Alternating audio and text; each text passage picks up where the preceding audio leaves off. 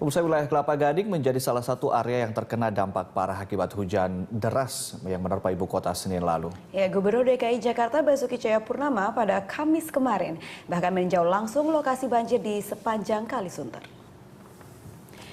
Tanggul Kali Sunter seharusnya mampu menahan luapan air saat hujan deras.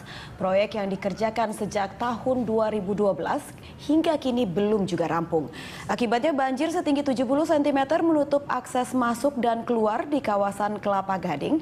Keterlambatan ini akibat pengurusan administrasi yang belum selesai. Dari panjang tanggul 1,8 km, saat ini pengerjaan baru mencapai 1,3 km. Ahok meminta pembangunan tanggul agar dipercepat. Kita minta tolong ini cepat lah. Ini kan sempat berhenti. Ya karena ada administrasi lah sebetulnya macam-macam. Sementara itu Gubernur DKI Jakarta Basuki Cahayapurnama menilai penyebab banjir di kawasan Kelapa Gading akibat penataan ruang yang buruk. Ya, dan berikut adalah penyertaan dari Gubernur DKI Jakarta Basuki Cahayapurnama.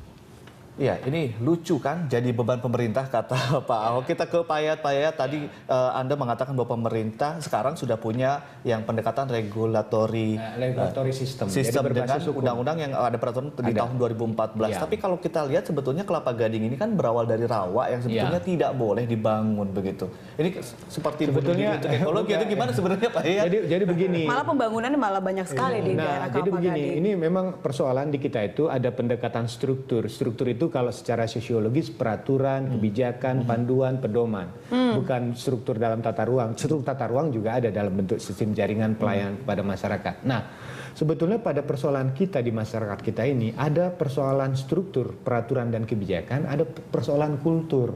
Kultur keyakinan itu daerah kaki naga, ini feng shui-nya ini menguntungkan ya kan. Nah, kultur ini kadang-kadang memang menjadi keyakinan dalam masyarakat untuk mengembangkan potensi kawasan yang dianggap punya nilai ekonomis. Nah, sekarang kalau misalnya di Kelapa Gading, kalau dulunya daerah rawa, kalau menurut pengamatan saya, sistem drainase itu kalau memang semua mengandalkan kepada Kali Sunter, maka otomatis harus diperhatikan aspek elevasinya. Kalau dia lebih rendah, harus ada pompanya, harus ada pintu airnya. Nah, sekarang kelihatan bahwa kawasan itu ternyata dalam perencanaan pembangunannya lupa menyediakan semacam retention pond, semacam situ, waduk untuk menyimpan air. Maka kalau di Kelapa Gading model seperti itu, maka kita harus mendorong menggunakan polder. Belajar dari yang di pantai utara kan ada perumahan mewah juga, yang walaupun sekarang banjir dia tetap aman aja karena dia punya sistem polder sendiri. Jadi Jakarta ini karena persoalan penurunan permukaan tanah yang semakin cepat dari waktu ke waktu, maka fungsi drainasenya sudah tidak maksimal lagi. Bagaimana genangan semakin banyak, maka pendekatan polder itu menjadi sebuah catatan penting. Tapi terkait lagi satu, untuk membangunnya kadang-kadang bermasalah dengan pembebasan tanah. Nah, sekarang kalau di Kelapa Gading, ya mungkin Pak Ahok tadi mengatakan jangan lama-lama kok jadi beban pemerintah. Pengembang-pengembang kan boleh patungan lah, corporate social responsibility, beli lahan, beli patungan untuk menyelamatkan. Apalah artinya sebuah kawasan bisnis, tapi ketika dalam setahun 2-3 hari lumpuh, berapa kerugiannya? Nah, kita hitung aja kalau rugi terus, ya patungan lah buat ke sana. Jadi menurut saya pendekatan dengan teknologi bisa dilakukan. Belanda juga bisa melakukannya. Tapi sekarang pendekatan kan orang yang penting asal jadi, asal ada, asal dibuat. Oke. Kita rubah paradigma itu bahwa teknologi pengembang harus berani berinvestasi untuk menyumbang teknologi, bantuan dan segalanya untuk mengatasi Toh persoalan. yang rugi juga mereka juga kalau misalnya Iya, banjir masyarakat gitu ya. juga lebih rugi Oke. kan. Ya, apalagi kalau ngelihat dari penjelasan Pak Yaya tadi banyak unsur begitu ya, Iya. keyakinan pemerintah, pengembang dan lain-lain begitu. Jadi kesannya saling menyalahkan atau saling Baik. menunggu. Pak Sanusi Pak Sanusi, komentarnya. ya mungkin kalau terkait dari ini. DPR sendiri punya nggak mekanisme untuk ikutan audit begitu sistem drainase sebuah kawasan atau Ini ahli drainase. Jadi saya mau sampaikan gini. pas banget dong ya. Kalau Kalau ahli drainase mungkin kita harusnya nanya gimana drainase di Indonesia, di Jakarta ini. tadi saya bilang tadi satu-satu, saya mau jawab Kelapa Gading. Lu apa drainase dulu nih? Boleh. Kira-kira. Silakan. Drainase di Kalipagading mungkin. Pada prinsip begini, saya mau kasih tahu dulu. 2014 sudah tidak boleh lagi ada perubahan peruntukan. Mau gubernur sekalipun tidak boleh. Kecuali yang dirubah adalah intensitas bangunannya. Iya. Berdasarkan daya dukung lahan tersebut terhadap daya dukung intensitas bangunannya. Kemudian sekarang Kelapa Gading seperti apa? Kelapa Gading itu masa lalu.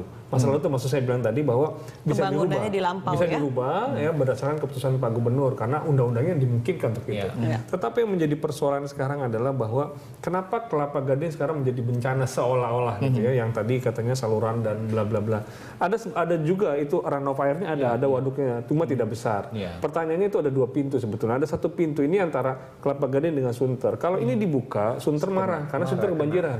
Oke. Kalau ini ditutup, Kelapa Gading yang tenggelam. Ini kan ini alirannya sama. Sama. Alirannya Buah Simalakama ya. Nah, ini menjadi persoalan. Tetapi yang menjadi menurut saya yang perlu penegasan adalah perencanaan gedung, perencanaan kota yang misalnya anggap Kelapa Gading itu dimulai dari pembuatan SUPT, ada rapat namanya TPAK, tim penilai arsitektur kota, itu yang menilai swasta loh, apa namanya, akademisi, tim ahli, tim TPKB, terus kemudian ada AMDAL, macam-macam dibuat. Pertanyaan saya, deviasinya pada saat pelaksanaan tuh seperti apa? Ini kan pertanyaan. Seperti apa? Oke, Iya. deviasinya di mana saja Pak letaknya? Artinya ya penyimpangannya. Iya, penyimpangannya maksud saya. di Ya, mana itu yang saja tadi kita biasanya? bilang. Sekarang sebetulnya waktu bikin perencanaan tuh ada UDGL, Urban Development Guideline. Gimana arus orang, gimana arus air, gimana arus mobil, harusnya nggak boleh macet, nggak boleh banjir. Iya. Kalau dibaca perfect dari UDGL-nya, pertanyaan kenapa sekarang terjadi gini? Bagaimana pelaksanaannya? Pertanyaan gitu kan? Itu yang kemudian Developernya berarti nakal Pak? bisa atau jadi bagaimana? developernya, bisa jadi kong kali kong sama si pemerintah daerah gitu. Sama oknum ya, mau Enggak. Kalau menurut saya ini ada istilahnya struktur yang diproses, aturan yang dinegosiasikan. Nah, itu kan pertanyaan, Pak, kalau begini terlalu berat nih bagi kami tidak untung nih. Nah, inilah sebetulnya ruang negosiasi itu. Jadi yang kedua saya sependapat juga bahwa ketika kita akan membangun intensitas massa bangunan yang besar, itu harus perhatikan kapasitas jalannya, dukungan infrastrukturnya. Karena sekali lagi saya katakan di awal tadi saya mengatakan ada masalah bunuh diri ekologis. Bunuh diri ekologis persoalan gini. Kita makin membangun, tapi airnya terbatas. Akhirnya ngambil air tanah. Nah, pengendalian itu juga menjadi persoalan ketika makin lama makin turun. Kampus saya ini terendam ya kan, udah 3 hari 4 hari udah libur ini kan.